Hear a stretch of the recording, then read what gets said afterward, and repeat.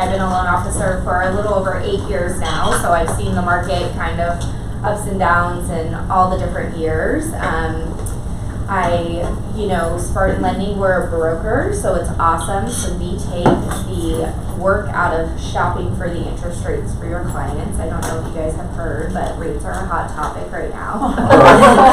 But so we have the advantage because different lenders and different banks are looking for different things at different times. Sometimes they're running specials on, we want a lot of FHA buyers, right? Or we want a lot of conventional buyers with 20% down. So we shop over 20 different lenders and say, okay, this is the best place we're going to stick you for the best competitive rate.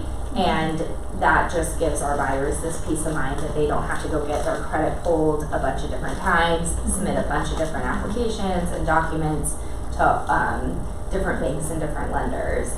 We work with account executives, so they're awesome. They're like our right-hand man. They answer the phone, text, weekends, evenings, and they are also the people if we run into not knowing something or, hey, we have this unique situation, can you guys get it done? They usually get us an answer back within 24 hours. Also, our office is in Tempe. Our processors are in-house and they sit in our office, which is great too. We work really well off of a CRM system, so we're not only updating you during the transaction, but also the listing side as well. LSUs on a weekly basis as well, so we believe in over-communication when we're working through a transaction. So just a couple things really quickly about the market. The CPI, the Consumer Price Index report, came out today.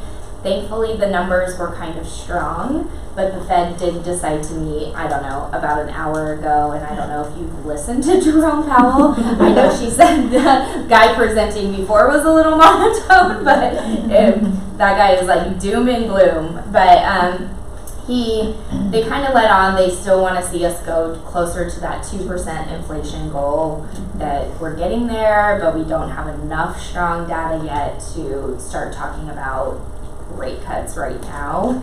Sounds like there is going to be a rate cut by the end of this year, and then furthermore in 2025. So again, we're halfway through this year. We're at least, there's light at the end of the tunnel, and so we just need to keep powering through. Also, just a big topic right now, I don't know if you guys saw, but VA released yesterday that they are, allowing buyers to cover the buyer broker fee. Exactly.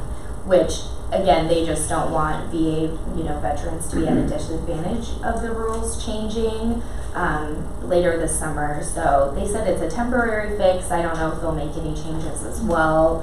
We're kind of all seeing if that cost could be somehow associated with the loan, but they haven't let on to anything like that yet. They just said that they will allow the buyer to pay their realtor's commission, which beforehand they wouldn't allow that. So so again, all of our information is there. If you guys have any questions or want to meet on a one-on-one basis, Mindy is great on the business development side, and then I kind of do all the smart people stuff. The dirty work of the numbers and all that. So thanks guys. Thank you. A couple of you just walked in, just so you know, there's some like finger sandwiches and some bags of chips out there if you were hungry. Will you pass it out to you guys? Okay, so again, my name is Mindy. I'm with the Spartan Lending team. I do business development and grow the company and relationships with agents. I'm also, separately, I've been a real estate sales coach for about 15 years. I coach for the Mike Ferry organization. He's Tom Ferry's dad, if you've never heard of him. He's like the first sales coach that ever existed before everyone else kind of ripped him off. And so I've been with him forever, for all of my life, pretty much, all of my career. So we don't change that.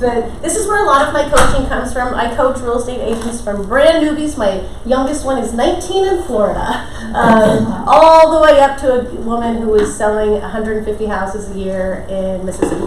So we have good information, and now's a good time to check in with your business. doom and gloom all over, right? Like interest rates and oh my gosh, commissions and buyer broker agreements and all these things. You guys, thousands of homes are being sold a month in this marketplace. Okay, so 4,000 homes sold last month, 8,000 agents got paid. Okay, all you need to do is find like 2 or 3, right? And out of 8,000, so they're out there, and we're going to talk about how to find those 2 or 3 for you and keep going this summer. Real estate agents are really funny. I've been working with realtors for, like I said, a lot of years, and they go to sleep in 2 times of the year. They go to sleep after Halloween, wake up at the beginning of February, and then they kind of go to sleep in the summer. You know, school's out, we have vacations. In Phoenix, it's hot. Our market doesn't slow down a ton like some other markets do, so we're kind of fortunate that way.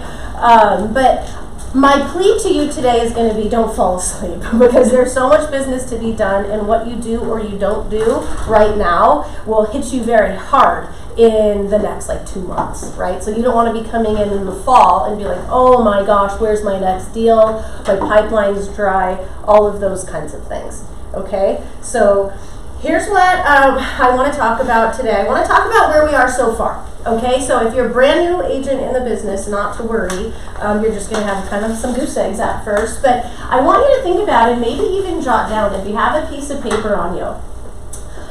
Where are you at in 2024? Okay, we're going to talk about where you want to be. Okay, we're going to talk about creating a skill development plan. And all of the goods. Let's get right in. Okay, if you have, oh, I'm sorry. Sorry, someone was taking a picture.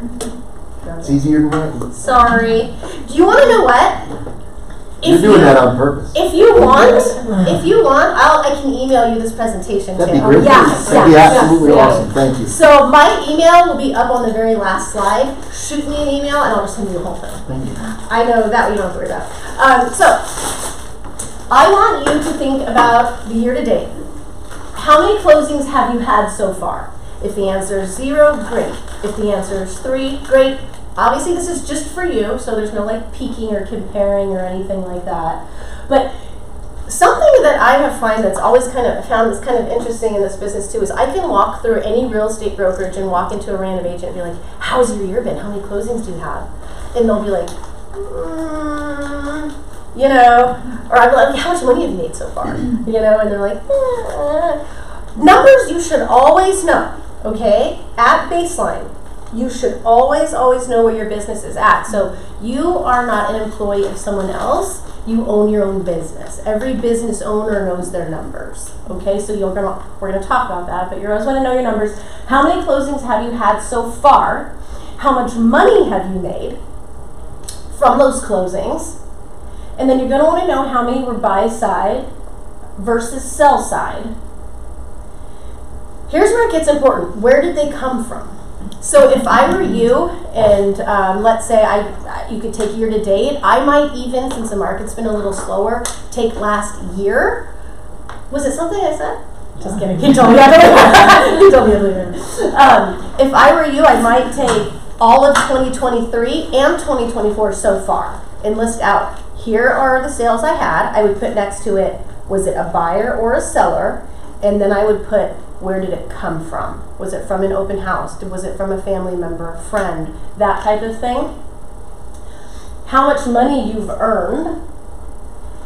And then lastly, are you pleased with that figure? If the answer is yes, wonderful. If the answer is no, well, you're in the right place, right? But it's kind of just a little bit of a check-in. If I were you, I would do this at least at the end of each quarter for yourself. To find your next deal fast, you'll generally go first. Like if I talk to an agent that's getting a little desperate, I'll do exactly what I just did, and I'm gonna look where your deal's coming from, because that's where I'm gonna go to find one, right away, the quickest one. Open houses, sure, they might yield something down the road, stuff like that. But if I see all of your businesses coming from social media, I'm having you triple down on social media for a little bit, right? So we need to know where they're coming from, so we can know where we're going, if that makes sense. Another thing that you want to take inventory of is we've got a couple weeks, but we're about done with the whole first half of the year, right? I think it's exciting because there's a whole other half, right? There's still a whole lot of time to do what we want to do. And so I want to think to yourself, like, what did you do exceptionally well in the first half of the year? Like, as a real estate salesperson, what did you do well? One of you raise your hand or just yell out, like, what did you do that was good, that you should have done? Open houses. Good. Perfect. Anyone else do anything well? Or did you all do everything not so well? You're just being shy. Can you duplicate, repeat those things? Yes, obviously. What did you do that was not so great? Or what didn't you do? I mean, does anyone want to admit?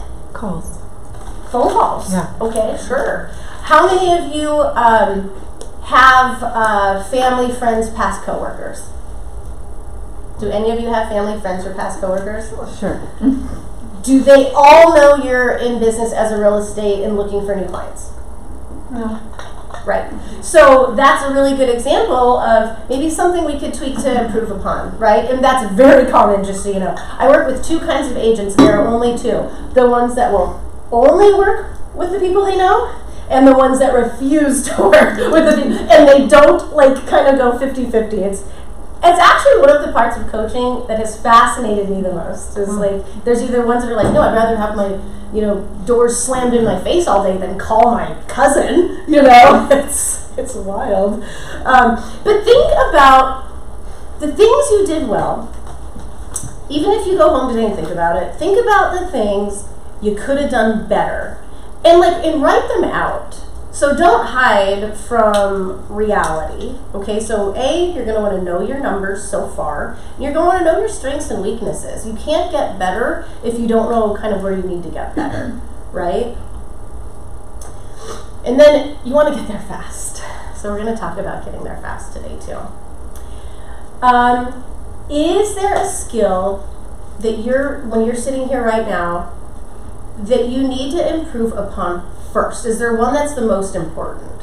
So for instance, we're in a new era of buyer presentations and asking for buyer broker agreements signed. Is that something that all of you are comfortable with right now? No.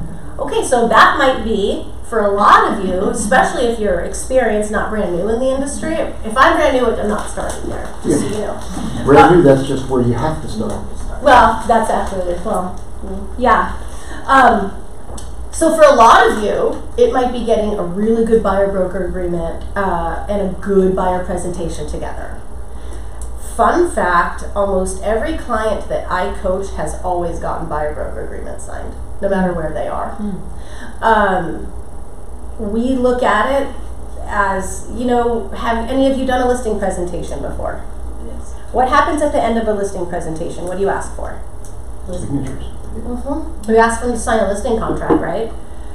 Buyer broker agreements the exact same way. You're going to make an excellent, strong buyer presentation, and you're going to ask for a signature at the end, right? It's really similar. The problem is we just haven't been used to it, right? And so if that's where you need to start, great. If I were you, I'd start hopping into classes for that and look at the buyer broker agreement the same way as a listing contract. Okay, it's the natural ending to a really great presentation. So if you need a presentation that you're proud of, that'll be something you're going to want to get together, and I can help you with this if you want. Knowing what to say, knowing who to talk to, knowing how to handle the most common objections, having a solid presentation. Okay. I'm really, really big on knowing what to say. I'm really big on knowing what to say. I'm really, really big on knowing how to say it. Have any of you ever used a script for anything in your life? Oh, yeah. Yes. Okay, wonderful. Have any of you ever used a script for anything real estate based? Yes. No. Okay. If you haven't, I'm going to be your best friend because I love scripts. I love the body language portion of the script because, 7% of what we say is actually what we say. The rest is all of this stuff, and I teach classes on that too. So I'll talk to you guys about that later. But things like pricing property, you guys, like this is important stuff. So if you kind of feel like you're good on scripts, you're good with your BBA, you're good with your listing presentation, all of that stuff, how strong are you on pricing property? How strong are you at knowing the market statistics? A lot of people know the stats, but they don't necessarily know how to read them and what they mean and how to forecast them out. So these are all things that we'll create a plan on helping you get better at, and it's going to help you out a lot in the long run. Okay, I didn't realize that these ran this way, so I'm just going to keep doing it that way. I'm sorry. Okay, we're going to set some goals today. All right? And that's why we're here, is to get busy. So, take out your pen again. And the reason we always set goals is, first of all, because I'm a coach, and second of all, you guys are business owners, and all business owners have goals of where they want to be, right? So, without a goal, look at it like, look at things like a wish. If you have like a goal, it's kind of like a wish. If you have a goal and a plan, well, that's better than a wish, isn't it? Okay? So we're going to get a goal and a plan together, but here's where you start. How many closings would you like to have between June and December? And be realistic. Okay? So if you're brand new, you've never sold a house, you're not going to say 20. Has it been done? Yes. Is it commonplace? Not so much. For a brand new agent, just so you know, I'm okay with setting a goal like a deal a month. I'm comfortable with that. After 3 months, if you are trending ahead, I'm comfortable with adjusting that. Okay? So whatever, if you want to sell 1 house between now and then, great. If you want to sell 5, great. How much income is associated with that? So what would you say is average commission right now in the Valley? 2%, 2.5. 2.5, and so what would you say that equates to?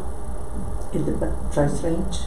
Like Let's say 500, 450, yeah, 550, like 12 grand, Yeah, 13 grand. about 12 to 15. I always say 15. People always think that's so high when I say it, because we charge full price commission. Okay, let's say $12,000. Take that number that you want to sell between now and December and multiply it by 12,000.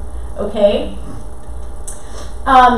That's going to be the amount of money that you have on the table that you're chasing after now. All right? This number, that number of transactions, and that the number of income, the amount of income, you guys, when you leave here, you should post it wherever you work, next to your computer. If you work here, if you work out of your house, I know most of us do. If you have a laptop, sticky note. I put it on your refrigerator. I'd probably put it like 3 or 4 different places. You want to be looking at this number all of the time. Who is motivated every day of the week to go out and sell real estate? Who is motivated every day of the week to go like talk to randoms?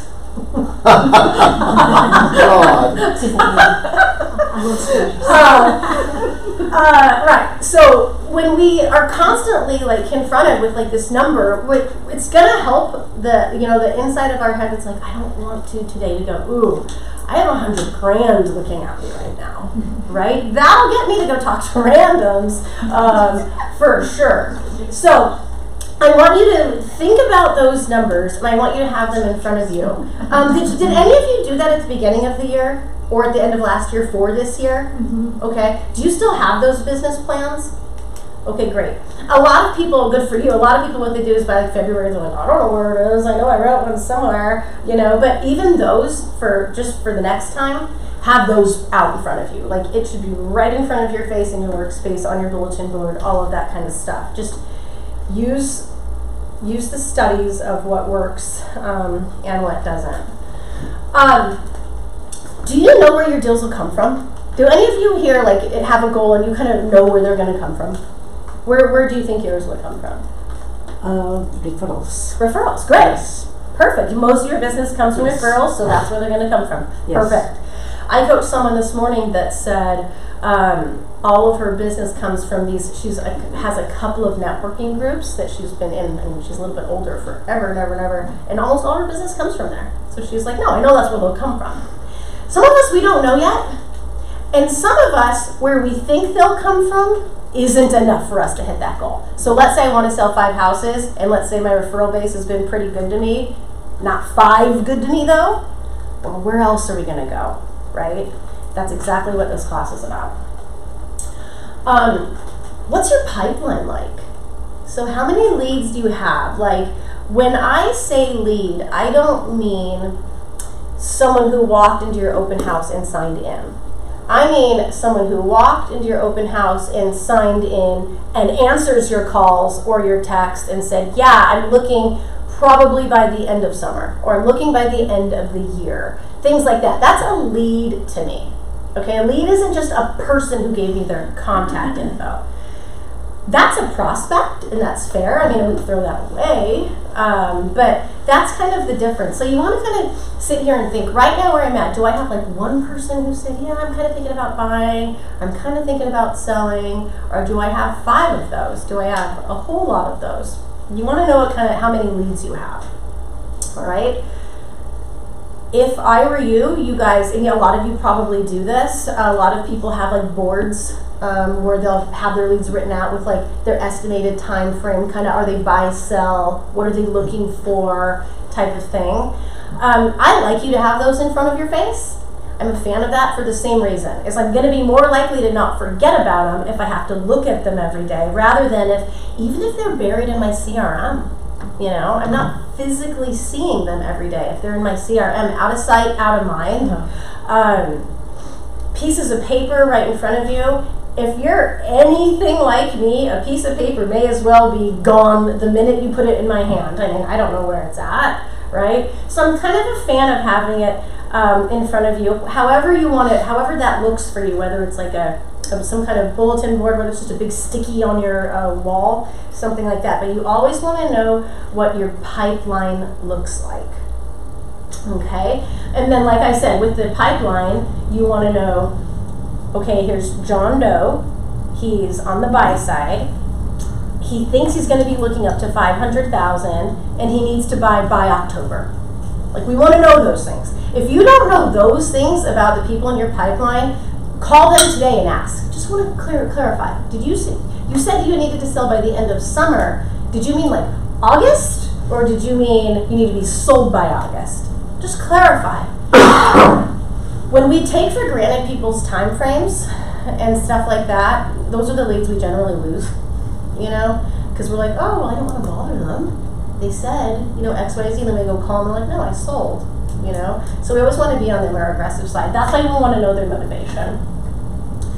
Knowing their time frames as well can also help you keep them moving. Like if they're kind of dragging their feet, you can go, hey, we're getting close to August, you know, we better get out looking, right? Oh yeah, you're right, we better, you know, things like that. It just gives you a reason to call and keep them on their toes a little bit. I'm gonna go through this same thing. Okay. We are going to create a plan of action together. Not the same. No one's plans are the same at all. Are you guys? How many of you are full-time real estate agents? Do any of you have part-time jobs or full-time jobs? Yeah. Okay. It's really common. So first of all, you need to know what you're working with. Again, how much time do you have in a week to dedicate to real estate? Okay, I work with some people who are full-time real estate agents, but they have like 3 kids, and they are in different schools, in different teams, in different clubs, and all these things. That is not unimportant, okay? So I want you to realistically think, okay, like look at your average calendar. Here's my drop-off time, here's my pickup time, here are maybe other obligations I have. I work with someone who helps her husband with his legal business too, so it's how much time do you have a week to focus, laser focus on real estate? Whether it's a few hours a day, whether it's all of your day, whatever. You need to know what that is so that I can help you put the most important things in those blocks. So you're not just getting on your computer today and like an hour and a half flies by and you were just on Facebook, you know, because you want to have like certain things that you know you do it. Okay, and then you're gonna start planning your week. It's summer. We still have businesses to run, okay? What I recommend is that every Sunday evening, or whatever day of the weekend works best. I do it Sunday evenings. I look at my week, I put in my non-negotiables first, and sometimes those are family related. Sometimes I have a doctor appointment set already that I can't move. And some of you have kids in summer camps and stuff like that. Some of you have part-time jobs. Put those things in first. Put them in your calendar where you can see them. Now you're going to see what you have left. All right? And with what you have left, what time you have left in a day, what are going to be your work non-negotiables? Okay? Hint, finding new people to talk to, following up with your leads, file work, and you have to be careful with that because you can justify file work as being important because it is. It has to get done. But is it more important than that? I'd say no, because your file work, as long as you're hitting your deadlines, can always be done. But this is going to be the thing, I promise you, when you go home today, you're going to find the most excuses why you don't have time to do it. All right? And so you hear people say all the time, do the hard things first. You know, your paperwork isn't going anywhere, okay? And like I said, it's dangerous. Have you guys heard of the book Atomic Habits? Yes. Yeah. And so I'm a huge fan. But I heard James Clear on a podcast, and he said on your to-do list, your numbers like 3 and 4 to do are the most dangerous on your list because they're really important. They're number 3 and 4. But maybe your prospecting was first, you know, and that's what you skipped over to get there, right? We tend to do the things we kind of want to do or that are easier to do first, but we don't want to do that. So when in your calendar can you find new people to talk to? We're going to talk about who are the new people, okay? But when do you have to do it? And then how can you get yourself to actually sit down for that hour and do it? How can you get yourself to sit down for that 90 minutes straight and do it? Maybe it means you have to come to the office that day for a little bit. Maybe it means you've got to, go somewhere else that's not your house where your laundry is and all of that stuff. Once you put all of these things in your calendar, so let's say you're going to do an open house. That's going to go on Saturday. What do you have to do in advance of the open house? Flyers, whatever. You're going to put all that in. All right? You're going to monitor it for a couple of weeks. And you can probably say something to yourself like, this time block isn't working for me. Right? Continually, like every day I go to do this and this happens. Cool. We'll move it. It's written in pencil. But we have to know kind of where we're starting to know where we can go.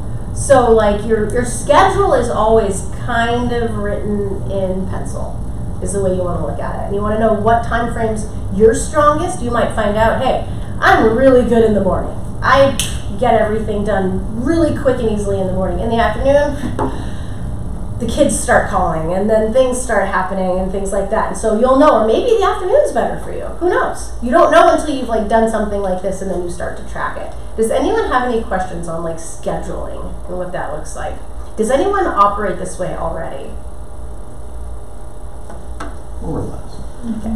What do you work to schedule? Like software? Huh? How do you schedule? What do you work? Do you use Asana or other systems? Yeah, some people do. I had this conversation yesterday. Some people, who in here is like, ooh, I love my paper schedules. I love my day planners. I love to write it down and have the satisfaction. That's fine.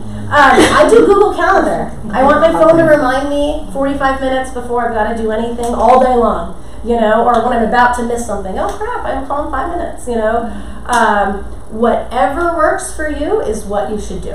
Don't change it, okay? If you already have a system for managing your time or not forgetting your appointments and your obligations and things like that, use it. Yeah, whatever's best for you. And then at the end of each week, what I have my clients do is go in and go, oh, I had that in my calendar, that didn't get done.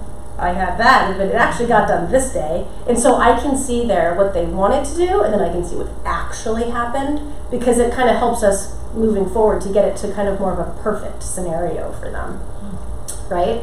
Some things we plan in because we have really high hopes for ourselves. Like you might leave today and you might have like, you might be like, yeah, I'm totally on, you know, for the next couple months, and then like we fizzle out. So some things aren't always realistic if we bite off more than we can chew. I'm a fan of kind of slowly, incrementally adding on things, getting used to them, and adding the next one. Like sometimes I start working with a client, and just because they got into coaching, they're like, I want to talk to 50 people a day. And I'm like, so we're going to go from 0 a day to 50, which statistically speaking takes about 5 hours. So you want to spend 5 hours a day from 0. It's exhausting. You know, I can tell you 90 minutes is exhausting on the phone. 2 hours is exhausting on the phone. It's not sustainable. So I'm like, okay, cool. Let's get to 50. Let's start with 5. You know, and then let's track it for a couple weeks, and then we'll go. So I'm a big fan of being realistic, right? And you all know your own limitations. They're not excuses to push yourself, but they're things you're just going to want to know. And I'm going to. And let's talk about who these new people are that we need to be talking to. There are tons of places. In real estate, it's fascinating because everybody you meet all day long is a prospect. Okay? Literally, everyone you meet. I have coached someone who has sold a home to the gas station attendant. I have sold a home to someone who has sold a home, I've coached someone who has sold a home to the car wash attendant. If you are constantly talking about business, you are going to run across people who will talk to you about business. Just like that stupid, you don't want to be a secret agent, you know, like whatever. Talk about it all the time. Don't take for granted that your server at a restaurant isn't looking to buy or sell a house. Don't take for granted like these different people that you're meeting and talking to already all day long aren't interested or have questions about buying or selling a home, right? If you do this long enough, I promise you're going to sell a house or sell a house for someone you were completely not expecting it. I right now am pre-qualifying, my girl is pre-qualifying a bartender, I know. I see her like once a week, and she's like, hey, Mindy, you guys do loans, right? I've got a question. So, 2 years ago, you know, it's like, don't be afraid to always talk to me. Everyone's a prospect, but first of all, your sphere of influence, your family, friends, and anyone you know. All right? We have open houses, we have social media, we have networking groups. My rule for this is it can't be a real estate networking group. What do you want to go spend 2 or 3 hours of your time with a bunch of realtors when you could do it with a bunch of people who aren't already realtors, right? I guess if it's for a home group event, an office meeting, sure, great. But like all the other things, let's pick something else, you know. Door knocking, I'm going to make a plea for you with because it very much still works. Have any of you ever worked with an expired listing? Good. A for sale by owner? Great. Have any of you ever called on notice of defaults? Circle prospecting, so like just listed, just sold. Perfect. So these are the kind of the categories that I'm going to go into a little bit. And I'm going to talk to you about, I wish I could do this way. I didn't know I was doing it this way. Okay, there are 2 kinds of selling. One person here thinks I'm going to leave here thinking I'm really funny, which is actually really bad. 2 kinds of selling. There is active selling, okay, and then there is passive selling. I don't teach much about passive selling, okay, but it's what all of you like to do the most. Passive selling is where you wait for business to come to you, okay? Open houses. I'm going to tell you how to make them active, don't worry. But I'm going to go out on my Saturday, I'm going to look great, I'm going to put signs up, balloons, all of these things set up, and I'm going to go, please come in today, right? We have no control. Might it rain that day? What do Phoenicians do when it rains? We act like we're in the middle of a blizzard. It's like sprinkling, you know. So 100 variables will expect whether someone comes into your open house today or not. And honestly, there's not even really a big rhyme or reason to it, unless you do it the way I'll tell you to. Mailers. Mailers are not a terrible idea if you're a fan of spending thousands of dollars at a time and over and over and over and over and over. Okay? If you ever send out like a round of mailers, pay like $1,500 and you get a bite off of it, that was like your luckiest day. Because normally it's like that third or fourth or fifth one you'll start to get. It's like a farm. So think about how much money that is. I'm a really big fan, and there are so many free or cheap ways to get in front of people in real estate that I like to exhaust those avenues first and then get into ways that cost money. Or something like, let's say you are really active on your social media and you come to me and go, gosh, Mindy, my last 4 deals have come from my Instagram. Okay, maybe you start putting money in Instagram, right? But you've got to have something there first, okay? So mailers are passive. I'm going to spend $1,500, $2,000, send it out to who knows how many people, and same thing. Sit home and wait for my phone to ring, all right? Same with email campaigns, same with social media.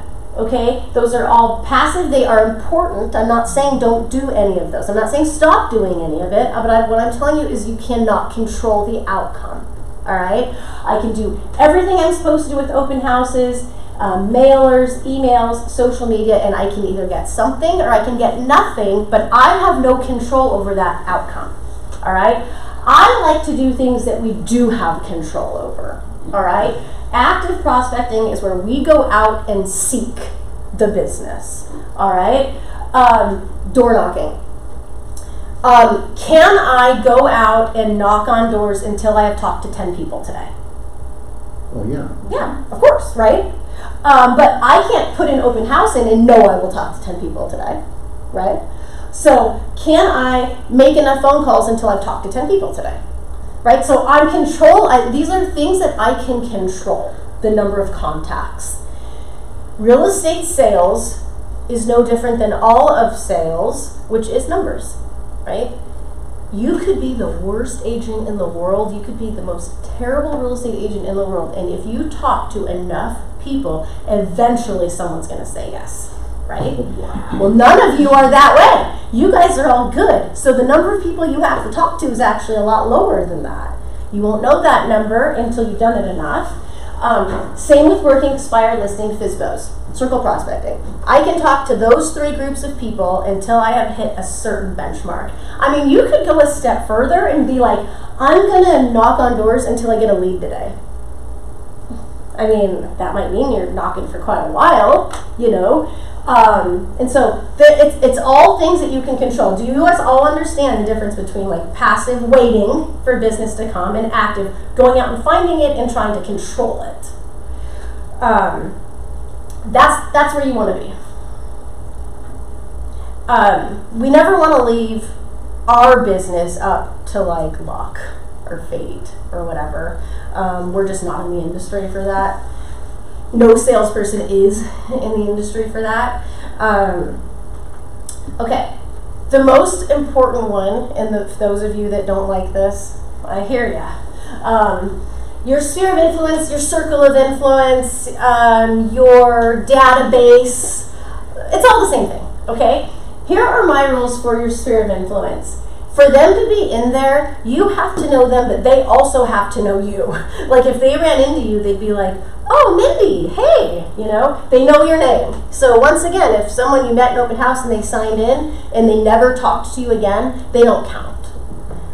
I would put them in a catch-all category in my database. I've got their info. I'm not going to throw it away. I worked for that on some level, right? So I put them in I call it like a C group, which is a group you can send mass emails to, your monthly newsletters, stuff like that. They might surface off of that in the future, but we're not going to spend much more time than that on them, right? Whereas if I know you and you know me, I might be calling you a couple times a year, all right? You want to have a place you're keeping these people. My newer agents, a lot of them, if they're not ready to spend money on like a CRM system, I'm okay with them keeping it in Excel at first because Excel easily uploads to any CRM. So I'm perfectly fine with that. If you want to keep yours that way, make sure you email me and I'm going to tell you the categories. Oh, I love that. I love that. Yeah, because you're going to want them to all be importable and then without having to do it all over in the future. So no problem with that. You're going to want to be a manager rule. 10% rule. This is why my plan to you. What's your name in the blue? Time. Tima? Time. Teammate? Yes. So my plea to teammate is 10% rule. If you work your database correctly, 10% should give you a deal every year. Okay? That is via them buying and selling or them referring someone that wants to buy or sell to you. 200 people in your database that you know and they know you, and if you talk to them often enough, 20 should give you a deal that year. If they are not, you are probably not doing this right. All right? A lot of us take for granted that people know we're a realtor. I talked to someone yesterday who had her heart broken. Like one of her cousins just sold her house with another agent. Has it ever happened to anyone? Have you run into a past client or something and they're like, oh, you're like, oh, I hate you. And especially when it's in person in your face, you're like, try to control your facial expressions or don't cry. That's what I would say to myself, don't cry. So 10% should be giving you a deal, okay? Via them or via them referring you somebody, okay? So think about it, you guys. If you can grow your database 300 people a year, 500, that's more than enough. Okay, my client that sells 150 deals a year, she does not ever talk to an expired, a FSBO. She will not hold an open house. These are people, her past clients, that's the only people she'll call in a day. And they're the only people she really sells to. But it's 150. I mean, would you be okay with that? If that was, you know? And the rule for them is to make the 10% rule ring true. An email monthly. Okay, anyone you have an email address for, and this might be a project for you. Like maybe you spend the next time block in your schedule, maybe once a week, cleaning this up. Cool, hey, I don't have Mindy's updated email address. I need to grab that. I have Mindy's email address, but not her cell phone number. I should go reach out to her and grab that from her. You know, husbands and wives, 2 entries. All right. I don't know how many of you are married in here or have significant others. We're all single. Wow. Okay. Do you have a bunch of different friends than your significant other and coworkers and people you know? I mean, like my husband has he's a firefighter, and he has a completely different work group than me, right? So when I call someone to say, do you know of anyone who might be thinking of buying or selling right now, or who might just need some real estate advice? I know we're hearing it in the media all over the place and things like that, and they're going to go, no, not today. Well, what if their husband does? Or what if their wife does? I want access to both of them. Sometimes, especially, I think if you're a woman, you're not comfortable all the way with that, use your best judgment. You guys, it's not like a hard rule, right? You want something, you're like, why did you call my husband? Oh my gosh. So whatever that looks like for you. So 2 separate entries, an email monthly. Do not overthink the email. Title sends you free templates, you guys. You get inundated with them. I have stuff in a database you can send that's lending specific. I'll put your name and your phone number on it, whatever. It's not the content of what you send as much as that I got on my email. Saw your name again. Yep, I got on my email. I saw your name come through. The front of my mind now goes, oh yeah, Mindy's a realtor. Cool. Delete. Right? When they don't open it, yeah. And that's fine, because here's why. It's like we're such an out of sight, out of mind resource that when they need us, they really need us, and when they don't think about us at all, right? And we take for granted that they do because we think we're really important, right? Not so much. So here's the difference, and here's kind of like here's the way you want to think about it. I first help you sell your house, and for the first like maybe a month, you're like, oh, our agent was great, oh, she was wonderful, oh, I loved her so much, and all these things. Well, let's say a year or two goes by, and let's say the same person that thought their agent was wonderful and all that is sitting at work, and their coworker goes, oh, my husband and I are thinking about selling. And instead of going, oh my gosh, you have to use Mindy, they go, oh, good luck, oh my gosh, how exciting, whatever. Because Mindy's not in front of my mind right now, right? This is one of the only things, besides the phone calls I'm going to talk to you guys about, that you have to just remind them that you're there, right? Over 80% of the people that use you to buy or sell a home will use you again and will refer you to people they know, okay? If you do this, not just because you were a great real estate agent, all right? Here's the thing. Over 80% of those people that they refer will use you, no questions asked, because someone they trusted referred you, okay? If you do this stuff.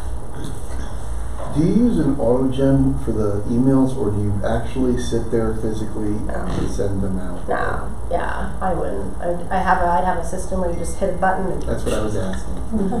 I think my home group is free. They have a free CRM? Yeah. Yeah. So, so I learned how to use something free. Otherwise, I mean, you could cut and paste off of Excel and BCC everybody. It's harder. Like Gmail cuts me off, I think, at like $250 at a time or something like that. However you want to do it. Once again, don't overthink what's in it. Don't overthink the content. You have a lot of free resources. Do you guys all have a title rep that you work with pretty closely? If not, have that be one of your next meetings this week, because they just have so much free stuff to give you. And why not just take advantage of what's free? And I'm lazy. Just give it to me ready to go. I just want to upload it and send it off. The phone call is the absolute make or break to this group. So we can't just fire off. Some people that I know have like databases of like 10,000 people. There's no way you know them. You know, there's no way they know you. You're just kind of sending stuff out. And that's fine. I mean, you might get a hit off of it now and then. The phone call. We want to be talking to the people who know us and who we know minimum once a quarter. And that's where it starts to get a little bit more like technical with like, how am I going to remember when's the last time I talked to, you know? I have some clients who print out their whole past client sheet, and just by the end of the quarter, they want to have everyone's name checked off. And that's how their system is. It's just that easy. Some people have a CRM where like they arrive to the office and it's like, here are the people you need to call today, or by the end of the week, stuff like that. However you want to do it, it doesn't matter. Maybe some of you only have like 20 people in there. Great. Start with 20. Call them once a quarter. Do any of you have people who like refer you kind of more often? Like they're kind of, someone's giving you more than one lead or referral before? Call them every month. Don't wait once a quarter. They're obviously out there like this, you know, like all the time. Talk to them all the time. Over dinner. Yeah. If you want to take them to lunch, coffee, this is a group I'll let you spend money on. Okay? I don't like to spend money, but I will absolutely spend money on someone who's referring me more. Here's the thing, those people, when you get a referral, whether or not that person ends up working with you, that person who referred you gets something from you. $5 Starbucks card, you guys. Nothing extravagant. All right? You get a card, $5. Thank you for thinking of me, because we're going to train the people that we know how to work for us. Don't be disappointed if all of you are going to go call these people this week, right? Like tomorrow. No, because that's always the question. I'm like, what do you give those people? You know? Yeah, well, what do you say? You know, like, what do you like? Right. Thank you for, you know, for the latest client, but what is acceptable and that they would perceive as Yeah. It depends on true the person. value. Yeah. You That know. depends on the person. This is the Read only the group. personality. Yeah. This is the only group. That's a really good question. I'm glad you asked that. This is the only group where I don't care. I don't care what you say. I don't care if real estate doesn't come up that day. Honestly, especially if you're hesitant to talk to them, and let's say, okay, and I wouldn't blame you. Let's say you worked with someone 3 years ago and you haven't talked to them. Oh, hi, looking, anyone wants to buy or sell today? Like, that's a really awkward phone call. Don't ever do that. But, you can call and just be like, oh my gosh, I owe you an apology. I was driving through I was driving through your neighborhood and I thought of you. And I've done this, okay? I was driving through your neighborhood and I thought of you. How are you guys? What's new? What's going on? What are the kids up to? How's work? Cool. And then you can say something like, hey, I've decided I'm going to be a little bit better about my business. Is it okay if I keep in touch with you every few months? Yes, we love you. Great, perfect. Now the next time you call, hey, remember I told you I was going to check in on you? How are things? Right? I would always have market stats ready. I would have pertinent rates ready. I'm a fan of these calls as well as circle prospecting right now and door knocking because the public is being hit in the news and the media more than ever with real estate this past several years. So it's easier to talk to them right now than it has been in the past. So you don't want to get caught with your pants down. Know your stuff for sure, or have it in front of you. And if it's the first one in a long time, I'm perfectly fine with you keeping it totally casual. I love building in excuses to call people I know, so I don't have to think of something important. Go to their Facebook when you're cleaning up your database later this week. Go to their Facebook, grab their birthday, put a reminder in your calendar. If you see them on social media celebrating their 40th wedding anniversary, boom, call them. Congratulations, If you have someone's birthday and their home closing date, you have 2 of your 4 calls a year already set, right?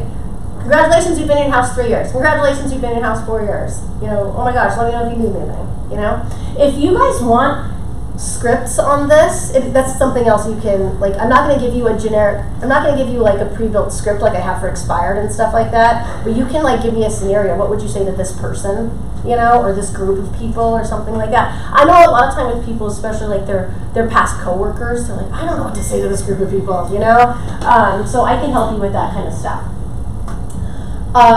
The phone call is the make or break. So you want them, you can't skip that step, because I know you'll want to, I know you'll try to. You'll try to text them instead. A lot of people don't answer their phone anymore, and I work phones a lot, and I know that's true. If someone's voicemail literally says hang up and text me, cool. They've now invited you to text them, right? If not, I would keep with the phone calls and leave a voice message. You don't have to call me back. I was just calling to say hi and check in on you. I hope you guys are great. If there's anything you need or I can be a resource, let me know. You want this group of people to start to think of you for everything real estate, okay? I need a handyman. I need a landscaper. I need a painter. I need a contractor. You want them calling you for all of that stuff. So these are things you can put out. Do you need a list of vendors? Stuff like that. Your brokerage has one if you don't. Okay, it's easy to come by. All right, so phone calls once a quarter cannot be skipped. Cannot be skipped, no matter what. I like to put something in the snail mail twice a year. Easy again, birthday card, Christmas card. How many of you guys get birthday cards in the mail besides from your grandma and your mom? How many of you get phone calls on your birthdays much besides your parents or whatever family, right? You guys will find out when you start doing this, people are like, oh, hey, thanks. I appreciate that. And we're not going to go, hey, do you know anyone wanting to buy or sell? Happy birthday. It's just happy birthday or whatever the case is. But we don't get many of those. And I'll tell you, when I get them, I'm always like, man. This past Thanksgiving, I was with family in Oregon, and 3 of my vendor partners called me. 1 FaceTimed me, but 2 called me to say, I wish you a happy Thanksgiving and things like that. And I got off the phone all 3 times like, oh, that was really thoughtful. Like, it wasn't just a comment on my page or like, you know, on Instagram. Like, it means something different to us than it used to, right? And so it does to your clients too. Take advantage of those warm touches and excuses. Can you share maybe a script if we email you on, you know, like there's a lot of people who are potential, you know, customers or friends that will ask, because I've pivoted from another career, so they're asking, oh, how's the market going, and how's that real estate thing going? Like it's a project that I'm on. I'm like, no, this is my career. Like, I don't want to say it in the wrong way, but I'm like, no, this is actually my career. Like, it's not just a thing and a project. Yeah, it has that thing like dabbling in. Yeah, exactly. Yeah. Yeah. So what do you say to those people? Oh, I would be like, it's going great. I've learned so much. I've helped a few families already. And then I would turn it right around. I'd dodge it like a bullet. How are things with you? How long have you been in your house? You know, how's work? If you know about their family, I would turn it back around. That's how I handle most objections is dodge them and turn back around and start asking questions and just regain. So for some of you, if you're newer to this, it doesn't matter what level of real estate agent you are, if you're newer to this, you might have some questions written out in front of you. So if you're the kind that gets caught like deer in the headlights, you know, you might want to have some things, generic questions written out, and I can work with you on that. So I'll talk to you about that, okay? A lot of people who transfer from one career. I am working with someone in Texas who she was the vice principal of a school for like years and years and years, and now she's a real estate agent. And so like when she goes back to talk to like the parents and stuff like that, it was like awkward for a little bit. She's doing that. She just got a billboard. She's doing good. And I've only been working with her for like 6 months, and it's not due to me; it's due to her own tenacity. Don't assume people in your database know to refer you. People are going to think, if they don't hear from you often, you're too busy, they shouldn't bother you, okay? You're not busy enough, you don't know what you're doing, right? Like, catch-22. So you want them to know that you're not too busy no matter what, and that you are always looking for business, and that you're capable of helping them out, all right? I was going to say something else about that. Don't be turned off if tomorrow, when you all go and do this, call all these people, if no one wants to buy or sell this week.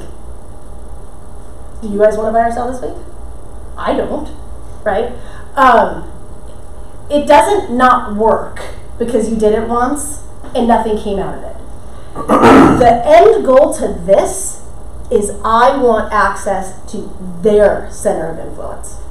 Okay? I know Mindy, but I want access to Mindy's 200, right? And then my next client, I want access to Walter's 200. That's the real point of these calls. Sure, they might want to buy or sell soon. Great. Perfect. Sure, you're going to find doing this, I might be getting a divorce soon. Perfect, you're going to be a realtor, right? That's what one of my clients is going through right now. She made a round of calls and she has 2 past clients getting divorced. She's like, oh my gosh, am I jinxing people? So, Oh my God, this is the season. yeah, so they might have someone for you, and that's great. That's wonderful. But really, you want to get them forward thinking for you in their daily lives. That's who I really want. I'm only going to ever be able to talk to so many people in a year.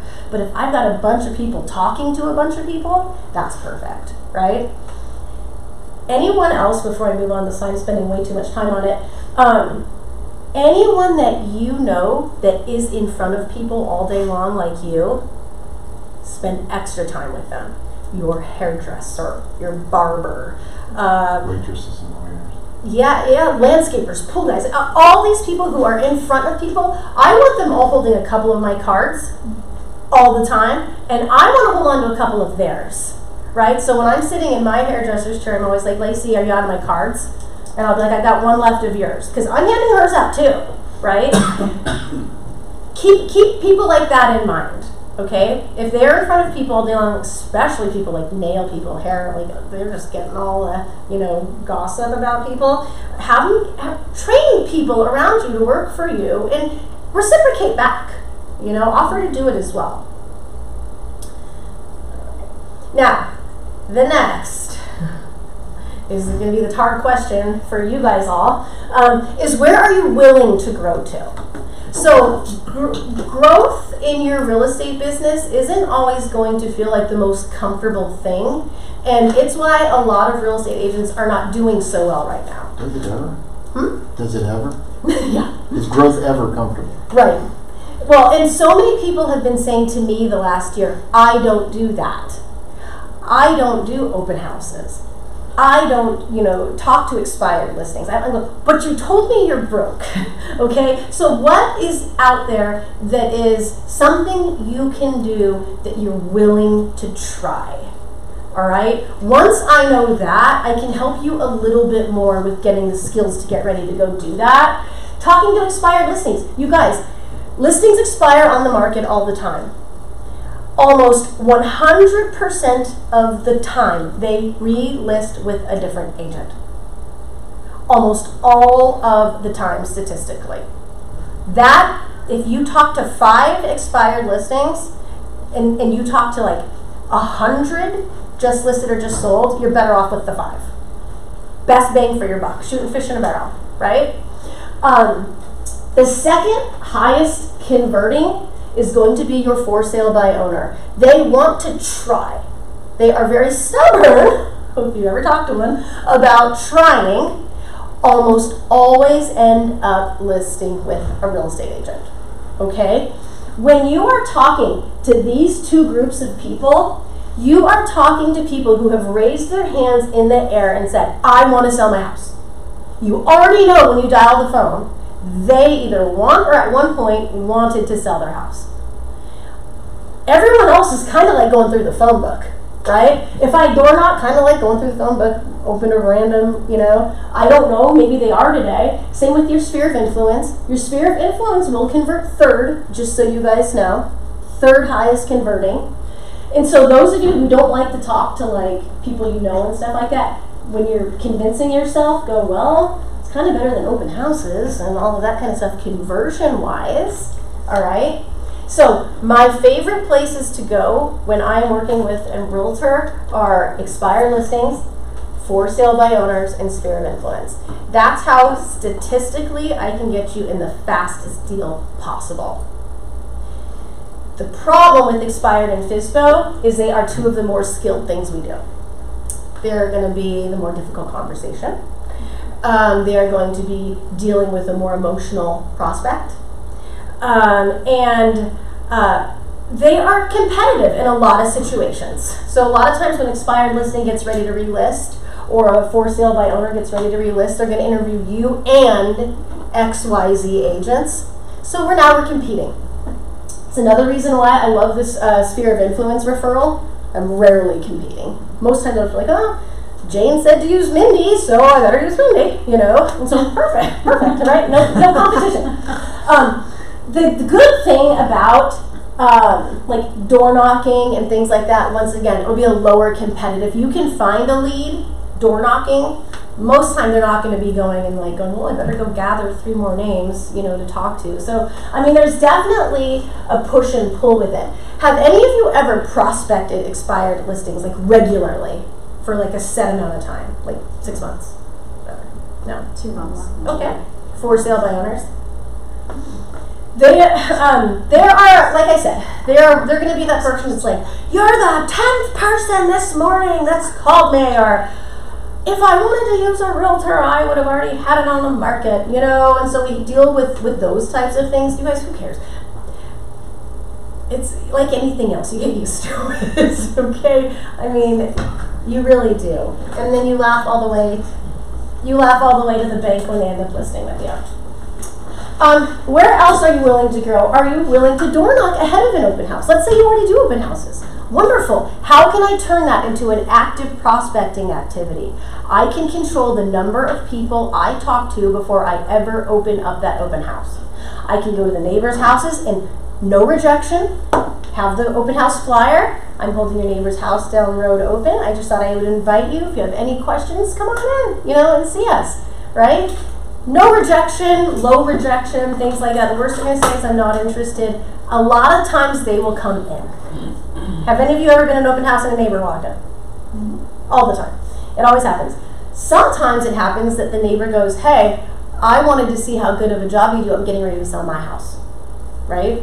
So bonus that you're out knocking ahead of the open house. That's a good look on you. Second of all, I can control that I talk to my 10 people today before I even start my open house.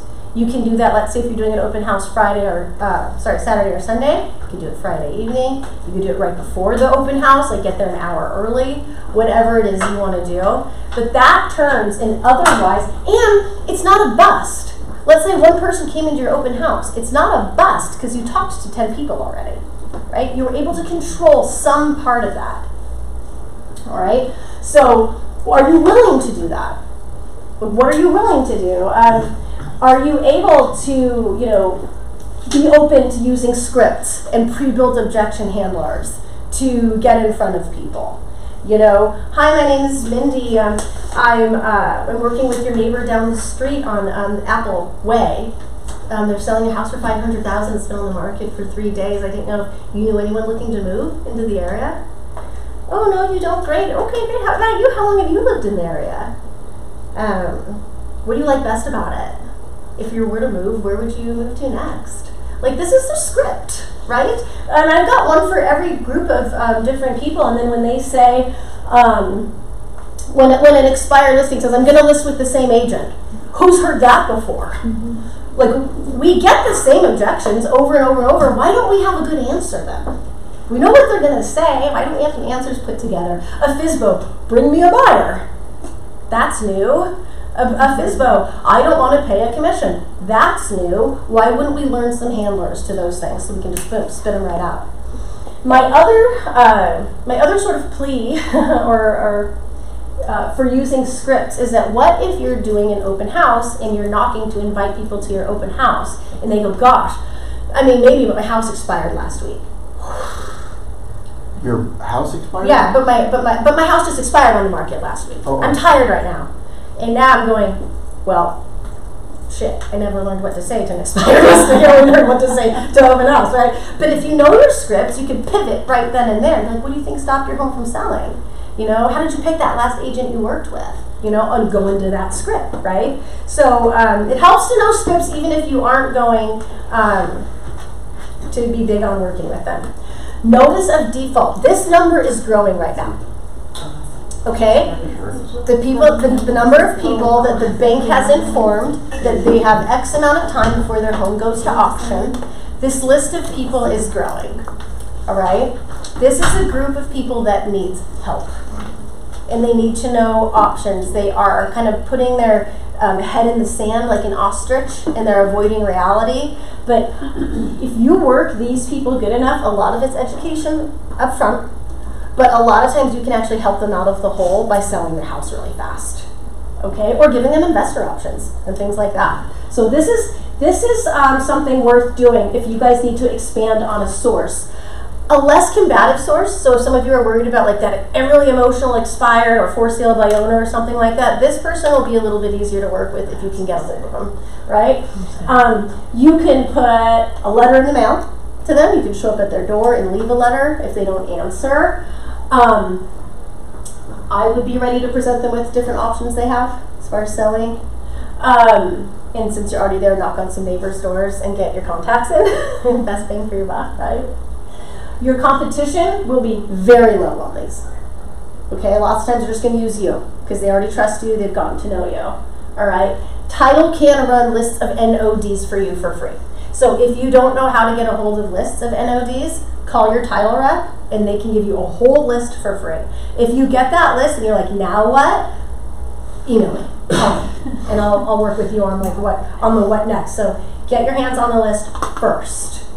Do you know how often that list is renewed? I would assume they refresh it monthly. Okay. Yeah, I would assume they refresh it Can I monthly. see that page one more time? Yeah.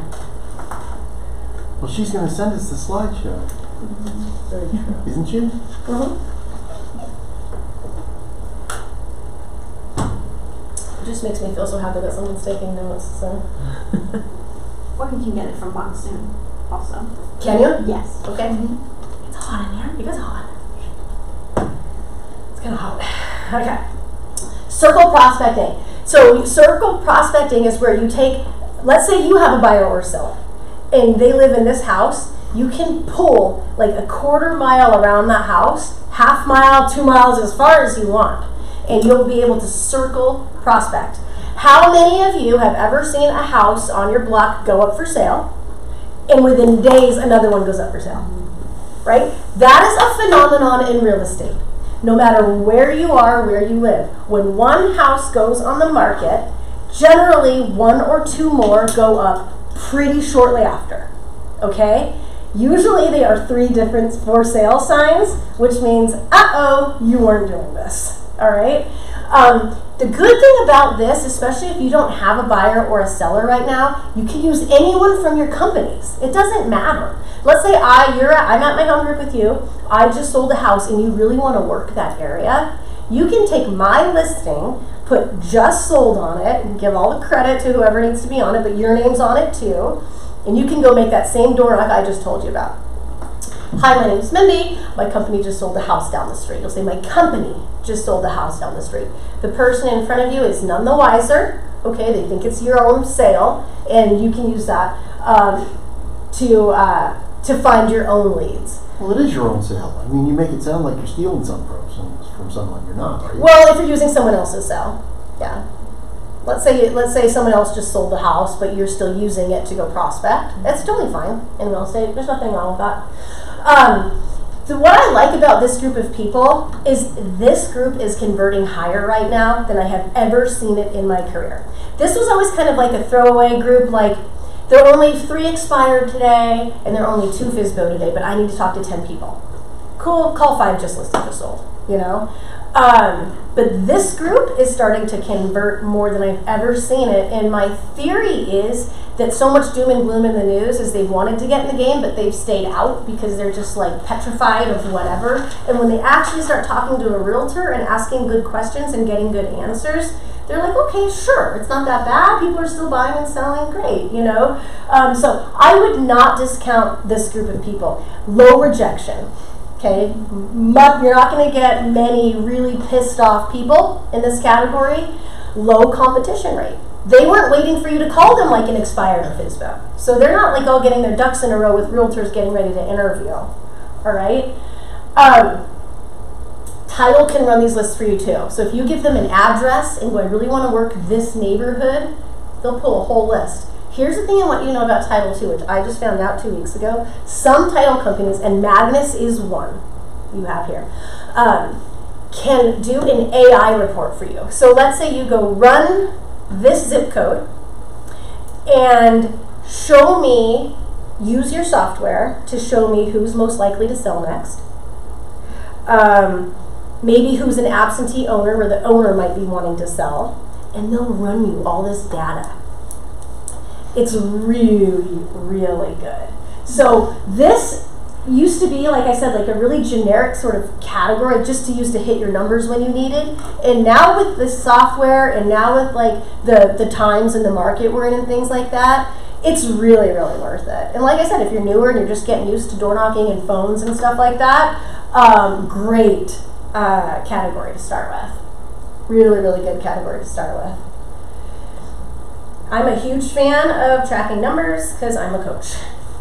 How many of you have ever tracked numbers, real estate numbers? Like number of people you've talked to, things like that. All right. So I have a form for this. You guys will, I'll email it to all of you when I email you the, I'll send you some scripts too. But anyways, you want a goal for how many new people you want to talk to in a day. I don't care if one of them is your gas station attendant and you just by happenstance talk to 3 people around the gas pump. That's 3 people. That's 3 contacts today, right? Anytime real estate comes up in a conversation, to me, that's a contact. Someone can hang up on you and say, oh, you know, screw off, whatever. I count them as a contact, right? You got them on the phone. We're going to have a place you keep all of those numbers. And then you're going to start to keep track of like leads that come from it, appointments that come from it, and stuff like that. And I have a form for that as well. I'm a big advocate of having a skill development plan. The skill you need to get better at first. So if it's your buyer presentation for a lot of you, if it's talking to your sphere of influence for some of you, you want to have a plan for that. So if there's something that you know you need to get better at fast, don't just sit there and know you need to get better at it fast. Like, have a plan to do something about it. That's pretty tough when you're brand new, though. You don't know what you need. You don't know what you don't know yet? Yeah. Yeah. I would just start out with really generic scripts if I were you. And here's something I want you to know about this. You guys, we always think this is for newer people. The best of the best of the best real estate agents in the nation are doing this always. They're always in some kind of mastermind. They're always in some kind of role play group. They're always in some kind of class. They are always getting better, all right?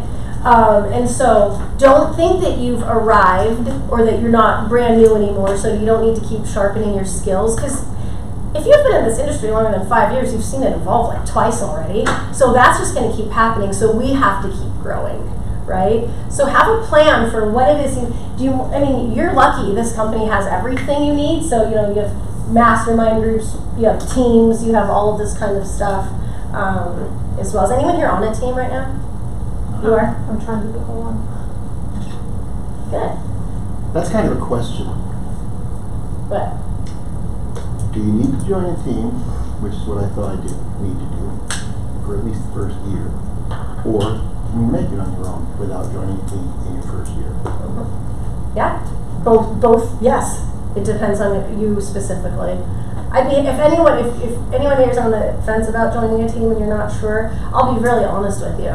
I'm a fan of teams, and I'm a fan of hopping off one as fast as you can, because I'm a fan of keeping all of my money. Yeah. But you gotta have money to work with before you can have something to hold on to, right? So yeah, I work with a lot of team leaders in the Valley, and there's a lot to be said about a lot of the teams here. There really are. Some of them are really, really good. Some of them no. They're like thieves. Do they all have like a long-term commitment? Like, is it like It'll 1 year depend. usually? Yeah. Is it 1 year? It'll depend. It'll depend from team. Every team leader writes their own contract. There's not like a standard.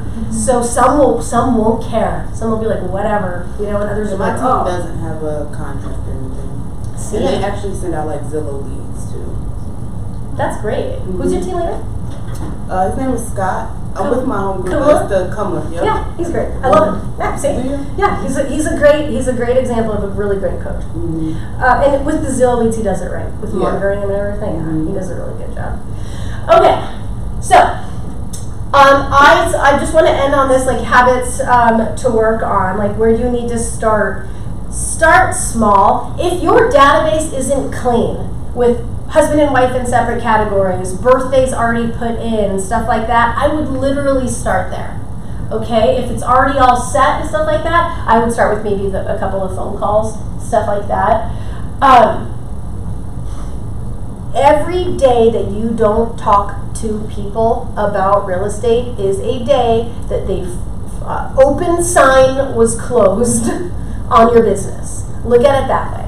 If you didn't talk to new people today, you had a closed sign on business. So I don't care where they are and where they're coming from, your job is to be talking to people. It's funny because I used to hire for a real estate brokerage, and here's my email address, and people would be like, I don't even like people. And I'm like, oh no, what are you doing in this business? That's what it is. Because even if you work leads, you still have to talk to them at some point, So like I said, I will send you all of that. I'll send you this. I'll send you some scripts. I'll send you the numbers tracker. If you want to have like a call and go, here's the numbers I wrote down between now and December. How do you think this looks? And where do you think I should go and stuff like that? You guys, like, I geek out on that kind of stuff. Like, I'm a coach, and it's value that we just add at Spartan Lending. It's part of what we do to add value. It's not going to cost you anything, or there's no contract you sign or anything like that. The more business you do, the more business we all do, right? So it's really great. Okay. Any questions before we go? No, that was great. Thank you very much. All right. Was it like That was- too fast? There was something in my home group calendar about the buyer's presentation, like how to get the buyer sign the new contracts.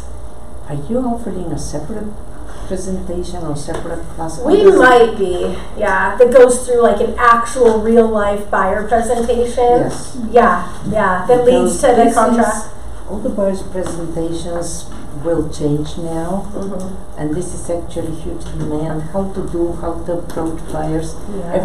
Everybody is used to the standard Yeah, that buyers don't pay anything, it's free for the buyers, yeah, but we have to overcome this barrier. yep.